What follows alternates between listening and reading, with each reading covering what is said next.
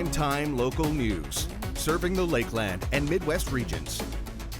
All right, happy Wednesday, everybody. Welcome to another edition of Prime Time Local News. Connor Chan, Abby St. John. She's holding in a big laugh because of you saw the last bit of the first hour. I couldn't complete a sentence because I was trying to remember what our colleagues have given me a name. Because with our question of the day, what would your autobiography be titled if someone wrote it for you? I know yours is more. Yeah. You remember yours? Yes, I do remember mine. Because it runs in because I know for a fact my sister would be the one to write my biography, and it will be titled My Sister Thinks I'm the Best. So that is my title. I swear I'm gonna remember that, the thing I remembered from last hour, but we'll read some of those answers a lot more later on in the show. But right now, let's send over to Eric Bay, who is on location today. Thanks, guys. Well, this week is Canadian Men's Health Week, and it is leading into that Father's Day weekend. So today we're going to be talking with Neil Harris from the AHS about some difficult statistics to kind of hear about men's health. I know one for sure that kind of rings is 75% of all suicides in Alberta are men. So we're going to be focusing a little bit on that men's health, a few different tips too to just improve men's day-to-day health as well as we do lead into that Father's Day weekend. So we're going to have all that and more coming back from here. But first we're going to go back into the studio. Thanks, Eric. A verdict nearly 3 years in the making. Husky Oil Operations have officially pleaded guilty to 2 federal charges and 1 provincial charge this morning in a Lloydminster courthouse. And as Josh Park reports, although the impact is still felt from the spill, steps are being taken for the future. In July of 2016, an oil spill near Maidstone saw nearly 225,000 liters of oil and other fluids spilled onto the banks of the North Saskatchewan River, 40% of which made way into the water, forcing communities downstream such as North Battleford and Prince Albert to shut off water supplies for nearly 2 months, an impact felt by residents, businesses, and wildlife alike. There's never been a environmental incident of this significance in the province before. We've had, lots of smaller incidents, but certainly the spilling of 225,000 liters of oil into the Saskatchewan River is an unprecedented event. Following a joint submission on Wednesday between the Crown and Husky, charges were laid to the oil company in relation to the spill, totaling $3.82 million.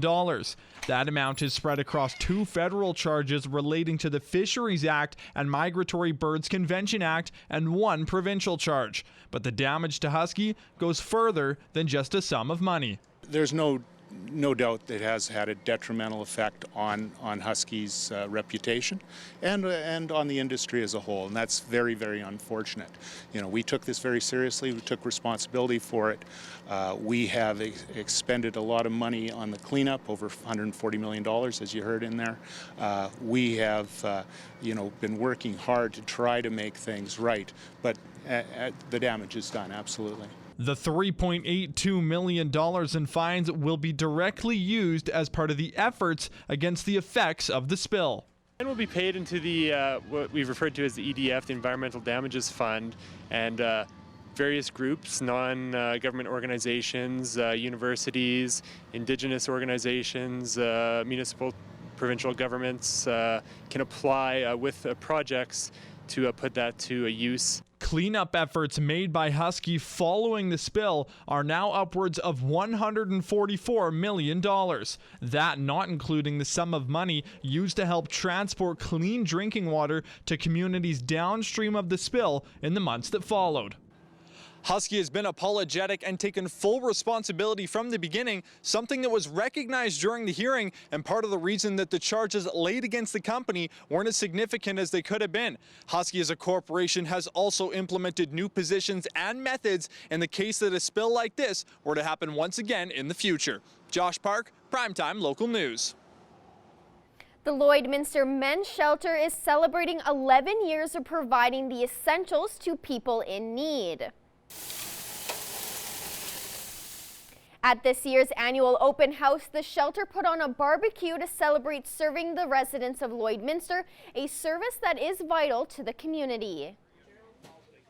This is an essential service in Lloydminster. Without the shelter, we would be having to worry about people freezing to death in the winter overnight. During the winter especially, we have people that will stay in our lobby all night long. They'll sit and stay warm. We'll feed them. Without our shelter, I don't know what these people would do. They have nowhere else to go. So we really are an essential service.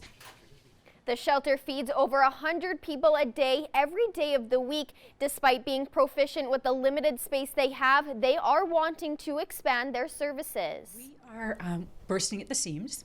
We do excellent service in the space that we have, but it doesn't accommodate all of the needs that we would like to be able to fill. So although we do our best, we are kind of taking a look out there and seeing if there's a space that's suitable for us that would offer a little bit more elbow room and allow us to expand the services outside of what this building allows us to do currently. If anyone has a place that they think would suit the shelter's needs, they are asked to contact the shelter by calling 306-825-3977. It may be 1 week away, but students and staff at Jack Kemp School celebrated National Indigenous Peoples Day earlier today. The events took place outdoors where students and staff took in traditional First Nation powwow dancing and embracing the Métis culture. Jack Kemp School believes having this type of day is important for the community. As a school, we talk about building a sense of belonging and sharing mastery. And so this is an opportunity for our First Nation students to have a sense of belonging within the community. We have a number of family members that are with us today as well. And then, of course, our students get to share their gift that they have, and that's the gift of dance. Mather says that over a quarter of their students are declared First Nation and that sharing the culture with the rest of the school helps showcase their culture. We are a community of about 30% of our students are declared First Nations or Métis, and so it's important for those students to have a sense of belonging, have a sense of ownership, but for other students as well to see their culture alive and celebrated within our community. National Indigenous Peoples Day takes place on June 21st. Technology is a big part of everyday life, even in the classroom. In this week's Beyond the Classroom, I take a look at a robotics program that just received a grant for their program.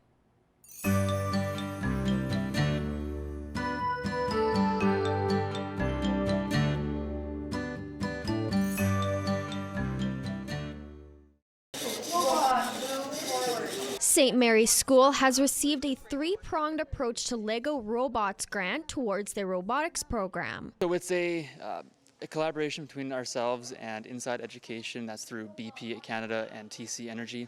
It's a grant that we have been fortunate enough to receive for our robotics program as part of our integrated math and science program here at St. Mary's. Receiving this grant is a really big deal for St. Mary's as it will give the program more opportunities. It's huge. We're extremely fortunate to have this opportunity to work with Inside Education, to give our students the chance to work with different types of technology, solve problems that aren't always presented to them through other opportunities. This program has given students the education and skills to power robots and make them move on command. Feels pretty good. I feel like I have a bit of power over it, especially when we are able to do the voice control, because I am able to just tell it, JD, walk forward, and it will do that for me. With the grant they received, they will be able to continue adding to the program for years to come. And that's it for this week's Beyond the Classroom. Beyond the Classroom is brought to you by Lakeland College. Apply today to heavy oil power engineering or second-class power engineering programs at the Lloydminster campus. Lakeland College, leading learning since 1913. And now we're going to Eric Bay, who is on location today. Well, we are here and we are talking about Canadian Men's Health Week, which is currently going on, and I'm joined now by Neil Harris. So first off, can you just give a little bit of background as to Men's Health Week and kind of maybe why it was started? Well, from what we're hearing, and the Men's Health Week has been worldwide for a number of years, but here in Canada it started about in 2014. So Men's Health Week is June 13th to 19th.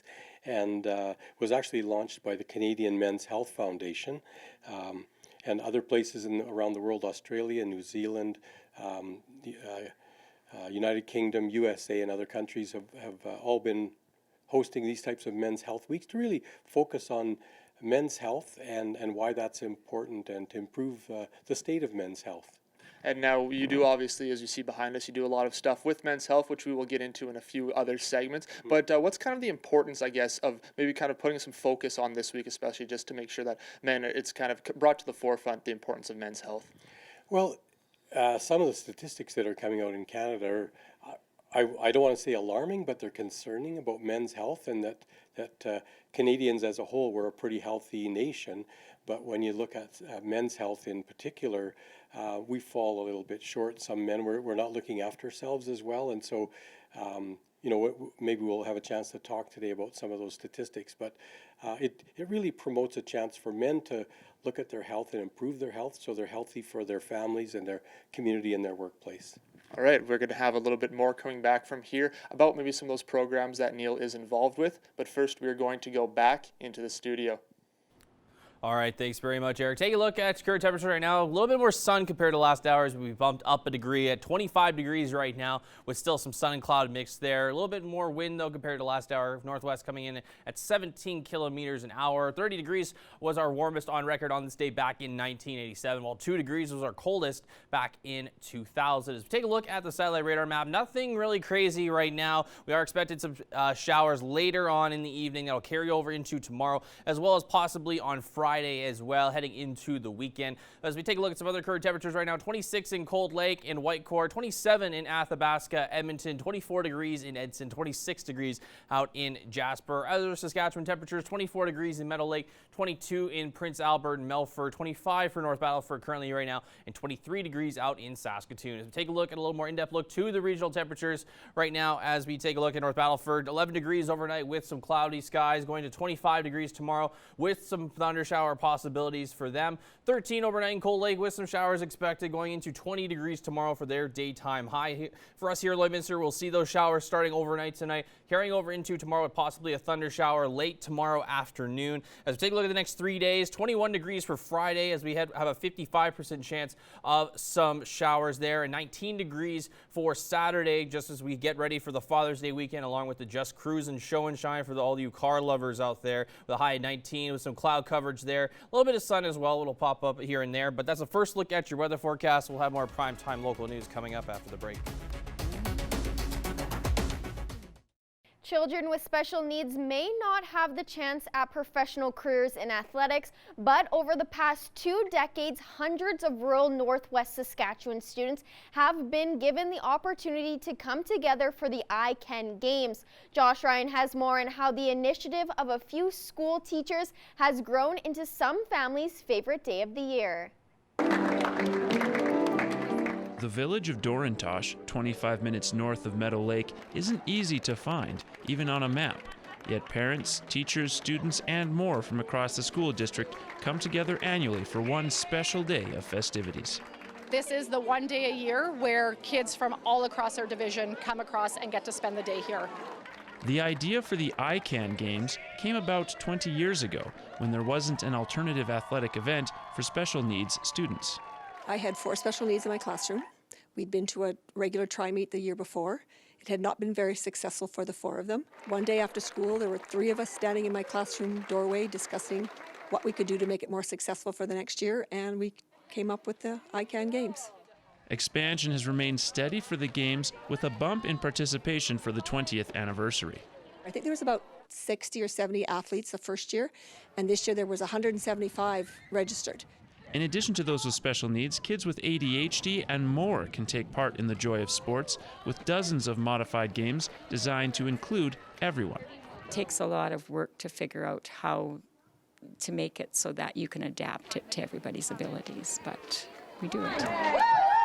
It's very fun. Shooting the rubber duckies and running to get the beans. And it was also fun throwing the chickens at the pan. The enthusiasm coming from even the meekest of participants is reason enough for parents to make the journey each year. I have a little boy that comes from one of the northern schools and hugs you at the beginning and hugs you at the end because he just enjoys coming so much. I had one parent actually tell me that they struggle getting their child out of bed every day, but on the I-CAN Games, he jumps out of bed at 5 o'clock in the morning and is ready to go because he's so excited for what the day brings to him. It also shows a side of their child that they rarely get to see. They see them in a totally different light and in a different environment, which makes the kids thrive. For younger volunteers, it's often an important introduction. One of the things I really like about it is the high school kids that come and volunteer. It gives them a little bit of exposure to special needs. And for those who have helped plan and run the games for years, words couldn't capture the feeling upon seeing so much support. It means a lot to see so many people coming and so many people supporting us in different ways, and the children being here. It's just to watch their faces and everything, like even after 20 years, still gives me shivers. Bannister rules out any more expansion on this scale, but hopes that other communities will follow suit. And perhaps when they have their own 20th anniversary, this ICANN Games will still be there. Josh Ryan, Primetime Local Sports, Dorintosh. This week, the Canadian Colleges Athletic Association held its Hall of Fame induction banquet in Calgary, where the late Rustlers men's basketball coach Phil Allen was honored. In a career that spanned decades, Allen won 2 national titles coaching the St. Trojans and a national bronze with the MacEwan Griffins before spending 11 years at Lakeland College, including 5 as head coach. Allen posted 805 wins in the ACAC, the most by a Canadian college coach. His widow Denise was on hand to accept the award from Rustlers athletic director Al Rogan. Allen passed away in 2016 at the age of 63. Now we're going to Eric Bay, who was on location today. Once again, we are back here, and we've been talking about Canadian Men's Health Week, which is currently going on, and now Neil Harris joins me once again. And in our last segment, you did mention about some alarming statistics when you did come to men's health. So what are some of those statistics? Well, you know, when we're looking at some of them, and I just printed off some here that I've got, but some of the things, it says 55% of Canadian men are unhealthy eaters, 49% of men don't exercise enough, 39% of men have unhealthy alcohol consumption. 20% of men still smoke, which is definitely a health risk. And other things, 57% more of men are more likely to die from diabetes. 75% of men are more likely to die from heart disease. There's connections to cancer and higher risks for men, higher risks for kidney disease, liver disease, and certainly one of the things we'll be talking about in a minute is the higher risks for suicide in men. 75% of all suicides in Alberta are men, and that kind of connects to men not really being aware or seeing the importance of looking after their health and their mental health. So those are all obviously concerns. Yeah, definitely alarming statistic when you did put out that 75% number. Now we do have the Tough Enough to Talk About It displayed behind here, and that does kind of bring to light some of that mental health. So can you talk a little bit about what exactly it is? Yeah, so the Tough Enough to Talk About It program is a workplace presentation that's available in industry, trades, or agriculture, and it's a 1-hour presentation, really typical for safety meetings, company meetings, and things like that, to give a short but very direct information for men and women in the workplace about recognizing stress, depression, anxiety, burnout, exhaustion, even risks for suicide. And it gives tools and information to managers, supervisors, safety coordinators, and employees themselves about how to recognize in themselves or their coworkers or friends or family members those signs that someone could be in a difficult situation, and then information about what to do, what to say, and where to get help to keep that person safe. A good resource, obviously, just to kind of bring awareness to all this. Thank you once again. We're going to have a little bit more coming back from here, but first we're going to go back into the studio. All right, thanks very much, Eric. Take a look at some other current temperatures right now. 25 degrees right now still for us here in Lloydminster. 25 also out in Marwayne. 24 for St. Paul. 27 out in Edmonton. 26 for Cold Lake. 23 in Pierceland and Bonnyville. 26 also out in Lac La Biche, Vermilion, and Wainwright. 25 in Provost and North Battleford. 23 in St. Walburg. 25 for Meadow Lake. 22 in Green Lake, and 23 for Isle of Cross. Some other Saskatchewan temperatures, 23 degrees in La Loche and Buffalo Narrows. Flin Flon also sitting at 23. South End sitting at 20, along with L'Orange. 21 in Stony Rapids. 19 degrees in Fort Chipewyan. 17 27 for Fort McMurray, 27 also out in Grand Prairie, 25 for High Level, and 23 out in Slave Lake. Some other as we shift over to southern Alberta, 28 in Medicine Hat, 24 degrees in Calgary, 26 in Coronation, and 27 degrees in Lethbridge, and 25 in Banff and Kindersley. As we shift over to southern Saskatchewan, 24 in Swift Current, 23 for Moose Jaw, 20 in Regina, Estevan sitting at 19 degrees and 22 degrees out in Yorkton. Take a look at temperatures for tomorrow. We're going to see some showers, possibly a thunderstorm in tomorrow afternoon.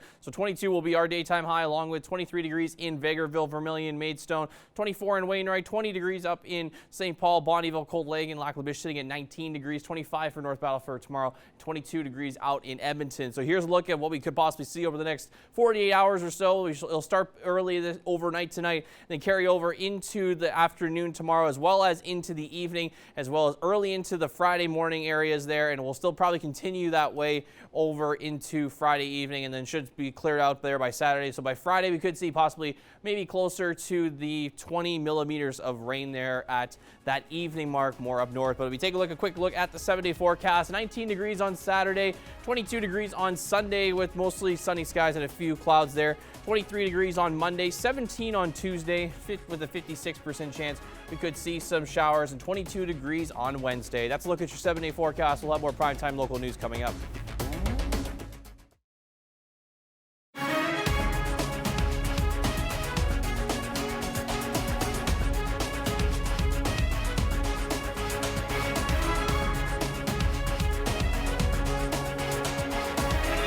Primetime local news, serving the Lakeland and Midwest regions. Welcome back. Well, one lucky lottery player in Quebec is now $65 million richer. Atlantic Lottery officials report the lone winning ticket into Tuesday's Lotto Max draw was purchased somewhere on the island of Montreal. Last night's prize was a record-setting high for the lottery, which also featured 10 Max Millions draws, but only produced a single $1 million winner somewhere in Western Canada. Now we're going to Eric Bay, who is on location today. Once again, we are back here and talking about Canadian Men's Health Week, bringing to light some of those issues. And I'm joined again by Neil Harris. Now, in the last segment, we talked about the Tough Enough to Talk About It. Now we're going to bring it a little closer to home. There's a program, the YLL Men Matter. So can you first just give a little bit of background as to what that program actually is? Sure. So the Men Matter program started 2 years ago, and it was right after the downturn in the economy in our area. Many men were either losing their jobs or things were cutbacks and slowdowns in the economy, put a lot of stress on families and men in particular, and we wanted to get some information out to men about things they can do to take care of themselves through tough times and difficult times. And so we did a website campaign and a social media campaign and posters and displays all over the community and many organizations and public buildings, awareness about what men can do to look after their health and their mental health, and resources, and men themselves shared with us what they could do, what they do to get through tough times, and that message went out to other men as well who were maybe struggling in the community. So it's been an ongoing initiative in Lloydminster, and we're going to be rolling it out again this fall and keeping it going continually. Awesome. And now we did mention in the other segment there about some of those alarming statistics that you did talk about when it comes to men's health. So what are some ways that men can maybe take out of their day-to-day lives and maybe kind of just improve their health? Well, it's really simple things. A lot of times it's eating healthier, getting enough sleep, cutting back on alcohol or other substance use if a person's using those. Change, if they're a smoker, cutting back or thinking about quitting smoking, getting enough sleep is really important. And sometimes when we're stressed, we don't sleep enough, but getting enough sleep is helpful. Other things, leisure time with family and friends rather than screen time. Even getting up and just going for a short walk around the office is good. Volunteering, getting involved in sports, hockey, soccer, rec, things like that. Those are all really helpful things for men and their health. All right, thank you once again for joining us and giving us a few more tips. We're going to have a little bit more back from here, but first we're going to go back into the studio.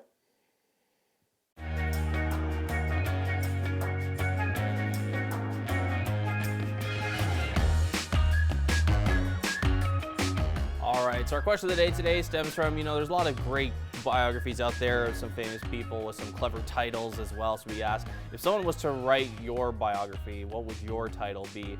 Some of the comments that we got, how to bounce back every time. That's a clever one. That's a fair thing. At least I tried. You know, I like just that one. Given the A for effort. Yeah. Better luck next time. That's another one. Yeah, I can relate. Oops, I did it again. You know, quoting classic Britney Spears. Love You gotta that love one. it. What was I thinking? Question mark. I mean, it's a good point of what many people were thinking, as well as, you know, I tried. Sorry, another I tried. Yeah. I think, and then of course, you know, last hour I couldn't think of what our Jasmine King kind of told me, but Eric Bay came up with one, and it was hold the sauce, because I always get chirped for eating all my food with no sauce. You do, and it's fun. It's not fun for me to take the I brunt of it. I know, but you don't have any sauce. You had to have seen that coming. I like how we went from a discussion about naming books to talking about my eating habits very quickly. I mean, again, it's on you, so. Yeah. My book would be titled The Shorts and Sandals Special. Okay. It just would be, because that's what I wear usually in the summertime. I don't think I've ever seen you wear sandals, well, but I I've seen can't you wear that shorts. at work. I mean, you can change your shoes. Fair, but it's work though. Okay. Alrighty, well, let's get to our pets of the day as we take a look at our 5 submissions for today. So this is Oreo. Very, very adorable. Very adorable cat. Next up, we have George, who doesn't like the cone, But it's still cute. so adorable. Next, this is Jimmy. I love the picture, how it's looking up at him. Yeah, very cute. This is Mika. Just so cute. And last but not least, this is Abby. My favorite. Is your favorite Abby in the world? Of course. Well, if your pet was shown on today, you're automatically entered to win a Lloydminster Pet Pad gift card. We want to see your pets. Send photos of your pet and their name to our Facebook, Twitter, or Instagram to have them featured on Pet of the Day. Your name will be entered into a weekly draw for a gift certificate from the Pet Pad.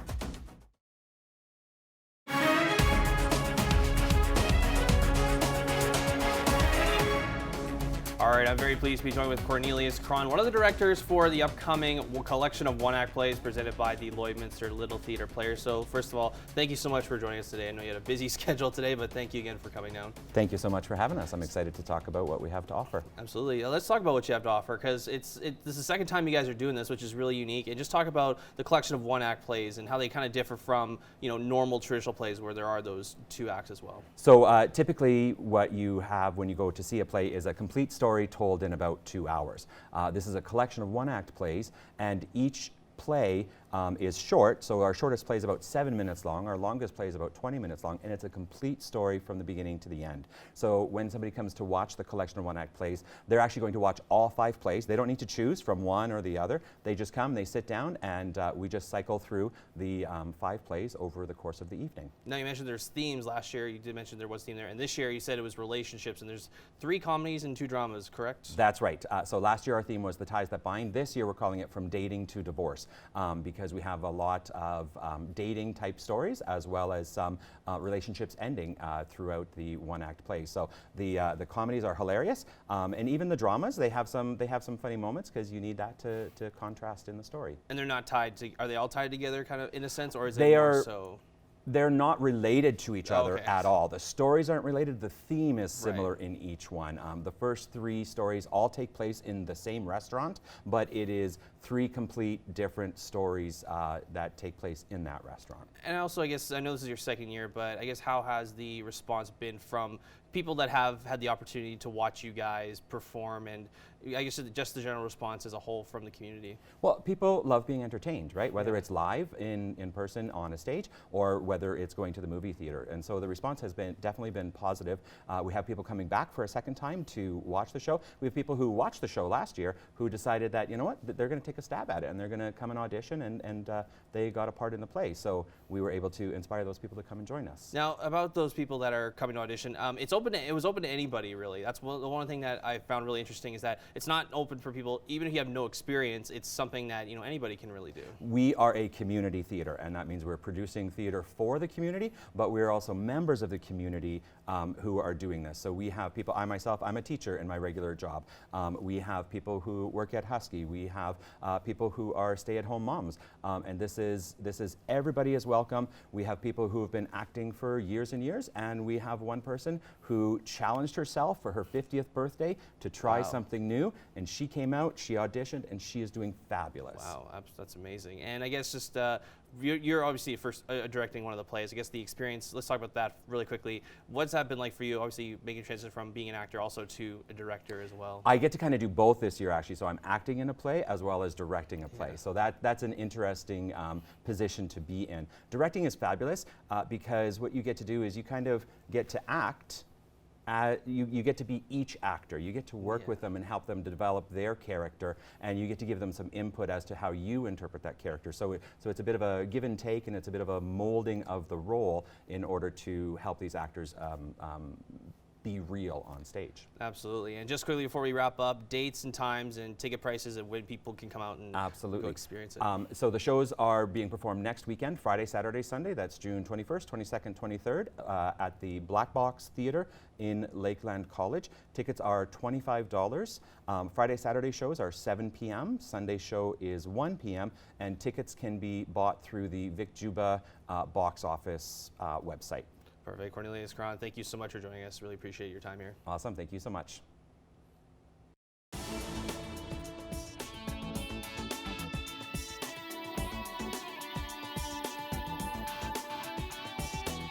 Hey, it's Justin Marshall from Cool 101.3 in Bonnyville and Boom 95.3 in Cold Lake. And here's what's happening around the Lakeland. Well, coming up next week, June 19th and 20th, it's the Bonnyville Oil and Gas Show.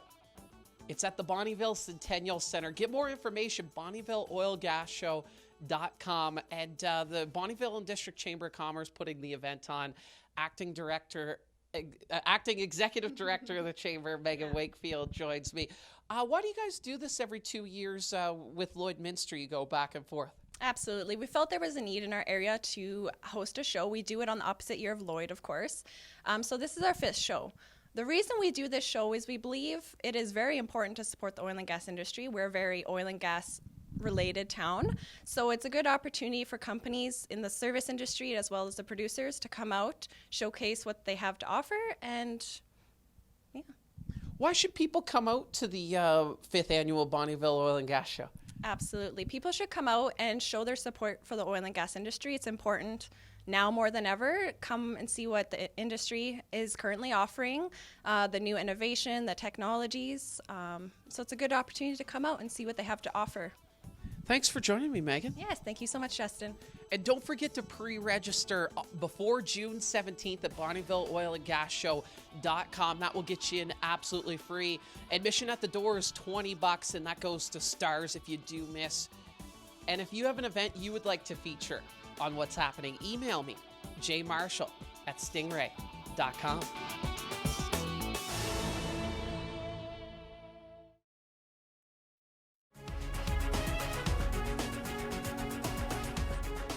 Furniture supplied by Furniture Gallery and Furniture House, downtown Lloydminster. Today I'm joined here with Tegan White. She's the owner of Spirit Collab, and she's brought in a few of her displays just to talk about the different lines of bracelets and jewelry that she makes. So thank you for coming in first off and bringing the beautiful jewelry that in. Would you like to discuss, I guess, some of your new summer collection that you have here? Sure, thanks for having me. I've been working on this collection for far too long. I'm glad to finally birth it into the world. Yeah. It's called Lessons from the Heart Chakra, and it's all very heart-centered. But I also made it kind of sassy and fun on in my packaging and display and everything. So yeah, I'm just really excited for it to finally be here. I'm also launching a website as well, so it'll be easier to order and all that sort of stuff. So what's kind of the process you go through when you're designing a collection? I guess, I don't know, I guess I kind of just choose it intuitively. I go with what I'm drawn to. That's kind of how crystals go. You go with what you're needing in your life or what you're drawn to, and I'm always trying to be more loving, be more open, and that sort of thing. So it was just natural that it all became very green and pink and heart-centered.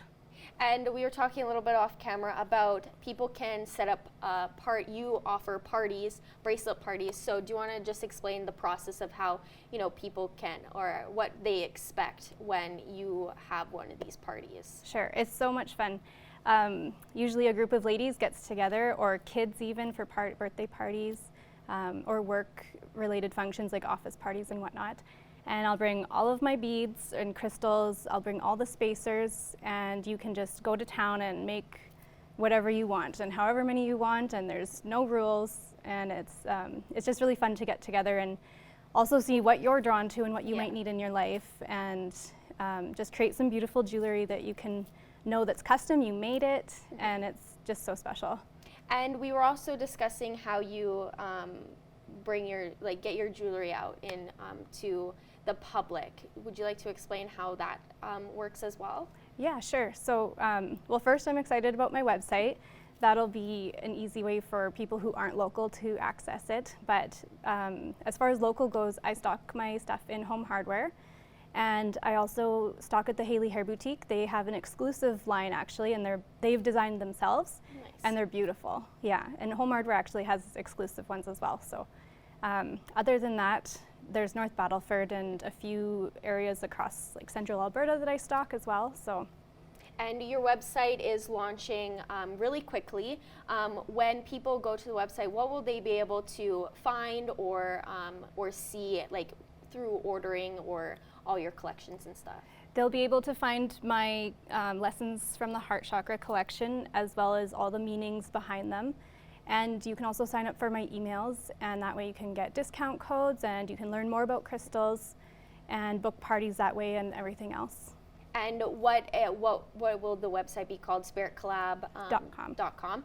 And so with ordering, can it be shipped to them? Will they be able to pick it up at a store, or how is that ordering work? Yep, I'll offer shipping for across Canada and hopefully the States. And as far as local, I have a discount code that's local pickup, and then we'll arrange it together that they can either meet me or whatever to pick up their jewelry. And when is the website officially launching? June 5th. So tomorrow, that's really exciting. Yes. So really quickly before we wrap up, just one quick thing.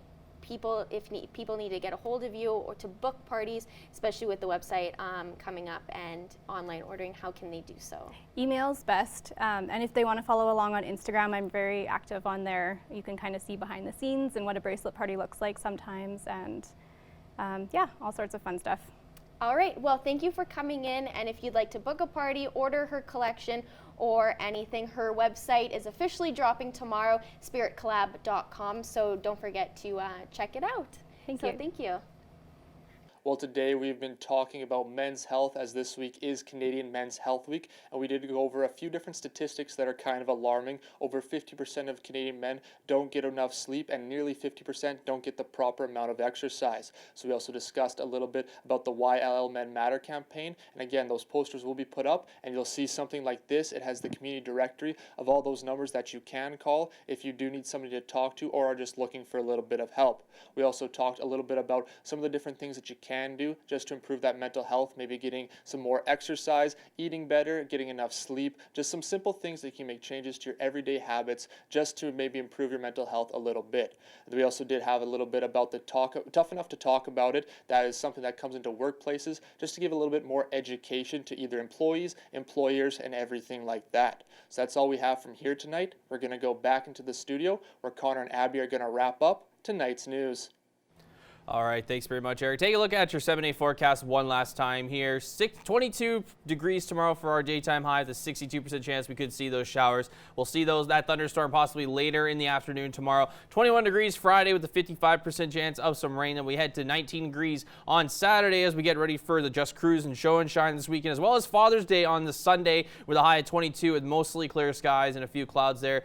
23 on Monday with mostly cloudy skies there. 17 on Tuesday and 22 on Wednesday to wrap up the 7 days. Very nice weekend, especially for all those people that are going to go enjoy the cruise, Cruise and Show and Shine event, as well as Father's Day as well. Yes, coming up. definitely. I'm hoping that Father's Day is sunny and we don't see much rain, because you want to spend time outside, barbecuing, classic dad things. Very so classic dad that'd be things. good. Ed is all about that barbecue. Yes. Well, that's going to do it for us here tonight, folks. Have a good night.